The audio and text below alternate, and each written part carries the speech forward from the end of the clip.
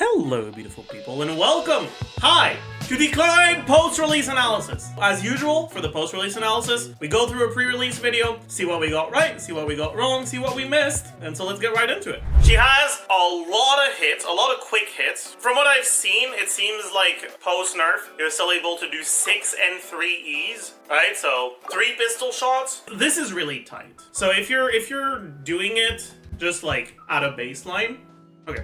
Into the shadows.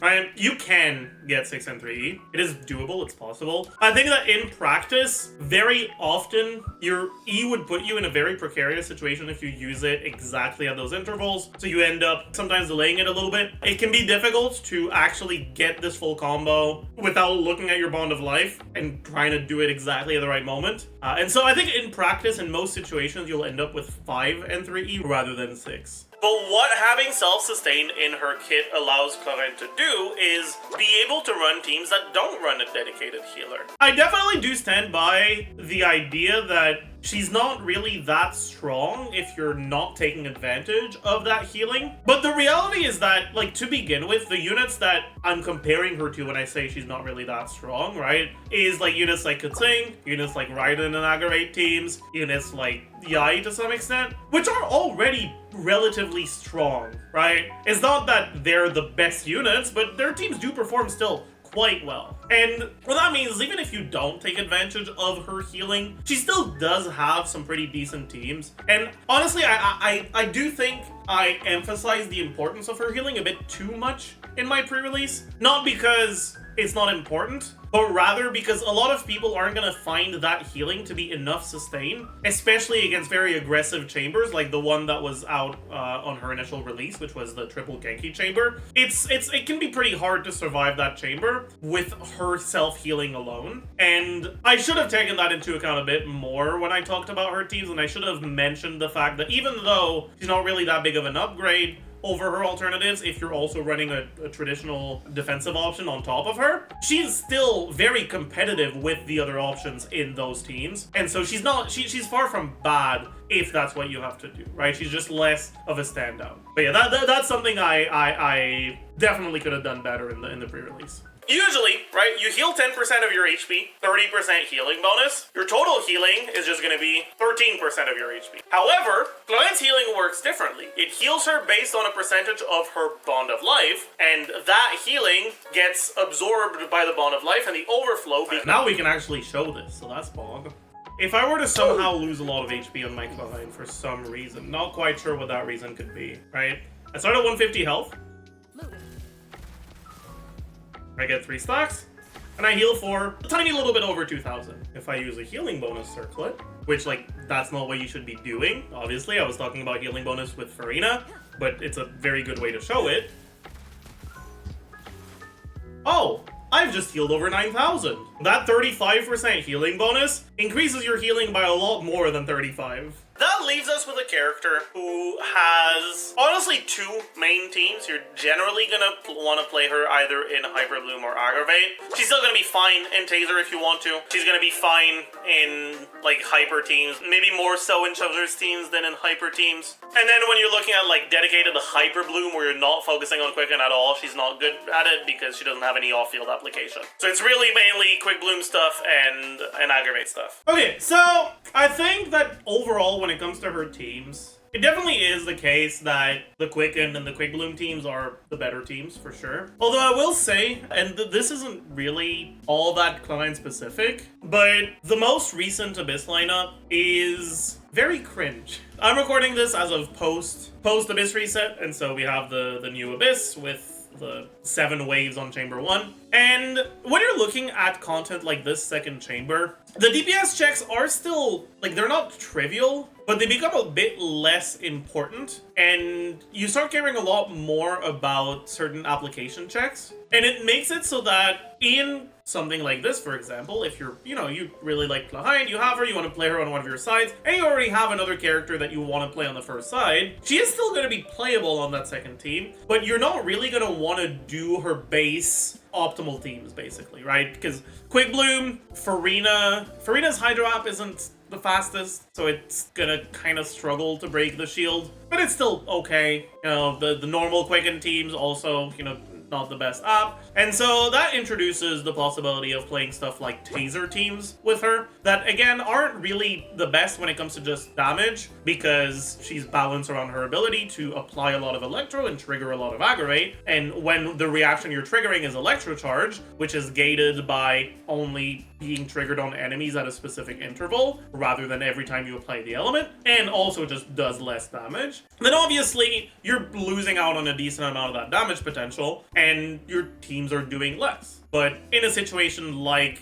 this, where the DPS matters a bit less and the application matters a bit more, that can still be an upgrade to your team when it comes to the clear time for this chamber alone. I will say I've done a little bit of testing with Clorinde Taser, and it really, really feels not very strong on chambers 2 and 3. Definitely feels like there's a bit of damage missing, but it is actually quite strong for chamber 1. And so that's something to keep in mind, right? If they do keep that direction, which I don't know if I like, but I'll talk about it more in this Abyss's meta roundup, which you can subscribe if you're looking forward to that. If they do keep doing stuff like, you know, a lot of elemental checks, a lot of, you know, very specific situations, multi-wave, it can very much change which teams end up performing better in those chambers. And when those chambers are the hardest in the Abyss, like is the case for this current Abyss's Chamber 1, that matters a lot. It makes it so that those suboptimal teams can actually become optimal in some situations. And so all of this long-ass wind-up to say, just because a team isn't one of the best 2 teams, doesn't mean you should dismiss it altogether when it comes to, like, whether or not it's worth using. There can be situations where a suboptimal team is better. I don't think Clorinde is the best option when it comes to the second side of this Abyss anywhere. I don't think she's anywhere close to the best option. I don't even think she's the best taser option. However, for a lot of people that doesn't matter, right? A lot of people, they have a character they like and they're like, I want to play this character, but like I'm playing, I don't know, Arlecchino, Mono Pyro on the first side, and I can't play that shit on the second side, right? So I want to play Clorinde here, so like, what am I supposed to do? Well, keep in mind that can be an option for you. Oh, actually, before we keep going any more than that, I think a very large consequence of that is something that you've probably heard about. You've probably heard about the Qiqi team. I'm gonna get this out of the way first. The Qiqi team is not a very good team for her. The amount of damage that you gain if you're using Skyward Blade, even with Qiqi, that Skyward Blade isn't really her best weapon, because the damage that you gain from it just isn't that high. It's not a good team when it comes to damage. But that's not that big of a deal when you're playing in content that is a lot more designed around killing you than around being a high DPS check, like the triple Genki that we had in the previous Abyss. That was a chamber that was very much, hey, we are going to try to kill you, but we're gonna have one wave of like around 1 mil HP enemies, which is, compared to something like the current Abyss Chamber 12-1, much, much, much squishier. It makes it so that things like playing the Qiqi team, which is by all means a very suboptimal team that isn't that good, it's still gonna feel pretty decent to play in content that's designed around something other than just a strict DPS check. So the Taser team does really well against something like this that is more balanced around elemental application, and similarly that Qiqi team that people are playing, it does relatively well because it's a very, very solid defensive option that's going to prevent you from dying against content that is trying to kill you. It's still not the best option against content that's trying to kill you, right? It's more so like, hey, I have Qiqi, I want to play her, what team can I play her in? It's a team where she kind of synergizes to some extent. So I'll leave a link down below to Jamie's video on the Qiqi team. So you can go check that out if you're curious about it, if you hadn't heard about it before. Anyways, let's keep going. If you already have a good TF, it is not worth farming Whimsy, because in many situations, TF is just better. You already have a good Whimsy because you got really lucky and you've started farming it for Arlecchino, and you don't have TF because you never got around to it, or you started playing more recently. It might not be worth getting TF. And if you don't have either, TF's accessibility in the strong box can let you get it without having to farm directly for her, which is nice. And both of them are with another artifact set that doesn't do too much right now. Okay, first, the burning set can be better now that we have some leaks on Emily, who very much can use it, but doesn't necessarily need to. You can look forward to the Emily pre-release, but basically, Emily is an off-field dendro damage dealer, and if you can have Deepwood on someone else, she does enough damage that you would like to put her on this and someone else on Deepwood, but it's completely viable to just have her on Deepwood as well. If you can't get someone else on Deepwood in the team, it's very similar damage for her to have the burning set or Deepwood. It is also worth noting that TF will be much easier to play because short rotations rely on you using your stuff exactly when it's on cooldown, and it matters a lot more when you use them. One thing I don't think I ended up mentioning here is how much nicer that those TF procs can make multi-wave content. So, I mean, it's very easy to show it in the current Abyss.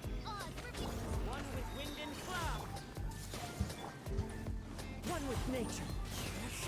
Into the shadows. A sharpshooter.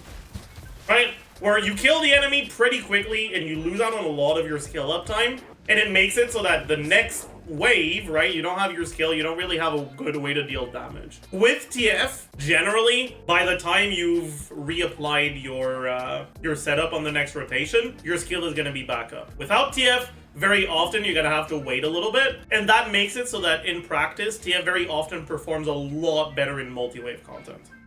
Loaded.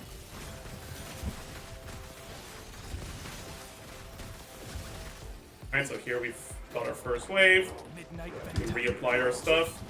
Clouds high. The bird. Into the shadows. Especially against a wave that's not as squishy as it's like here we want to swap out. But obviously, if all we do is swap out like this, where we come back, here because we have TF, we get to use burst and then immediately get back into it. And without TF, you're going to have to wait a little bit, which is going to make your multi-wave stuff feel a lot worse. That being said, when you're against non-multi-wave content, or if each individual wave has, you know, is actually like relatively tanky, you can end up in situations where the Whimsy 1E rotation is like just barely enough to kill the enemy, and the TF rotation you would need 2 E's for it. And when that's the case, the Whimsy can still perform better in multi-wave. Basically, all this to say, in practice, most of the time TF is better in multi-wave, but there can be multi-wave content designed around making Whimsy better. Anyways, let's get into the weapons. I didn't talk about Scoured Blade here because it's not all that great, but a lot of people are kind of talking about it now, so I'll just address it very quickly. Scoured Blade is not a great option. The ER that you get from it doesn't really matter too much, and the motion value that you get from it isn't even that big of a deal when you compare it to the base motion value that you already have, right? If you're crowning her, you're getting 76% plus another 60%, so over 130 motion value on each gunshot, and a little bit over 100 on each sword hit, which makes it so that the motion value from Scoured Blade is like not even a fifth of your motion value, and it's physical, so it doesn't benefit from your VV, it doesn't benefit from any of that stuff. It can benefit from Super Conduct if you're playing Qiqi, but again, that's not really enough to justify playing that team when it comes to just the overall damage that you do. It's overall just kind of worse than the free-to-play options, but if you like seeing all the numbers on screen, then it's not that much worse, so you can still use it. All right, artifact sets, yeah, really, like, generally try to stick to either TF or Whimsy, and if you don't have either and don't want to farm for them because you already have a really good Glad or something, that's okay. I don't think I have much to add to this. For teams, I think I've already talked about most of the stuff I wanted to mention. Again, right, when you're playing against more aggressive content, like the previous Abyss, these teams with healers, or maybe not necessarily healers, but like defensive utility options, right, stuff that gives you interruption resistance, which is something that I've had a lot of people mention to me, that they don't like how he doesn't get resistance or interruption during her E, and it's definitely something that can be felt against aggressive enemies, right? That lack of resistance or interruption, if it means that you get hit and staggered, means you lose damage, and if you lose damage, then obviously the team isn't as good. And so getting those defensive sustain options can actually make your team clear faster in those situations. So against the previous Abyss with triple Kenki, these teams with I say with healer, but again, right, it's with a healer or other defensive utility option are generally going to feel better, sometimes even better than those optimal teams. And in something like the current Abyss, where there's an elemental check, these Taser teams that are like less optimal are also going to feel better than the quote-unquote optimal teams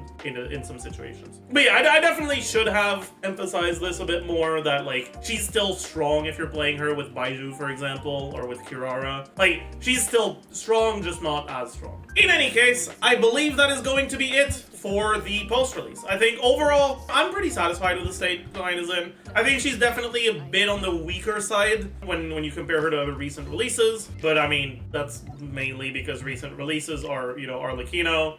Obviously, compared to Arlecchino, she doesn't quite pack that same punch. But even if she is on the weaker side, she's far from weak. I think that, like, the biggest thing I was wrong about before her release isn't how strong she is, it's how fun she is. I really expected to have more fun playing her than I ended up, or than what ended up happening. I think she's a lot less fun to play than I expected her to be, and I kind of regret going for her because of that. But that's obviously a very subjective thing, right? Just because I don't enjoy it doesn't mean you won't, and just because I enjoy a character doesn't mean you will, right? I like playing Sucrose a lot, and I know a lot of people hate her ass. And like, that's fine. It is what it is. But yeah, all this to say, relatively strong character that doesn't really stand out from the rest of the roster, but that's okay. She doesn't need to. She's still pretty strong. Personally, I'm not having as much fun as I hoped, but hopefully that's not the case for you. Let me know if you are enjoying her as much as you thought you would. Make sure you subscribe, follow me on Twitch, watch these live, and ask me any sort of questions, and I'll see you guys in the next one. Bye, YouTube.